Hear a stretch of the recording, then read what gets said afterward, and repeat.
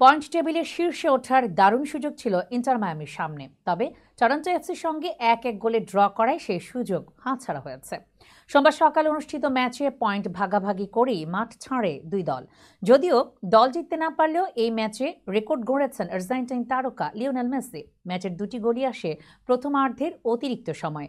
যোগ করা সময়ের চতুর্থ মিনিটে টরন্টোর হয়ে গোল করেন ফেদেরিকো বার্নার্ডেস্কি, তবে সেই গোলের জবাব দিতে সময় নেননি মেসি। ডি বক্সের ভেতর থেকে বাঁকানো শটে গোলবারের কোনা দিয়ে বল জালে পাঠিয়ে দলকে সমতায় ফেরান এই আর্জেন্টাইন। মেসির এই গোল ছিল চলতি MLS মৌসুমে ইন্টার মায়ামির হয়ে ক্লাবটির 44তম গোল, যা ক্লাবটির ইতিহাসে এক মৌসুমে সর্বোচ্চ গোলের রেকর্ড। এর মাধ্যমে মেসি ভেঙেছেন মায়ামির সাবেক ফরওয়ার্ড ও স্বদেশি গঞ্জালো হিগুয়েনের রেকর্ড।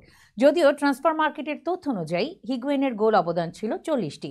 ম্যাচে দুই দলই বেশ কয়েকবার আক্রমণ চালায়। 29 মিনিটে সুয়ারেজের পাসে সেগোভিয়া গোল করলেও অফসাইডের কারণে তা বাতিল হয়। 39 মিনিটে মেসির একটি গোলও ফাউলের কারণে বাতিল হয়। এই ড্রয়ের ফলে ইন্টার মায়ামির সংগ্রহ 6 ম্যাচে 4 জয় ও 2 ড্রয়ে 14 পয়েন্ট। এতে ইস্টার্ন কনফারেন্সে তারা নেমে গেছে দ্বিতীয় স্থানে।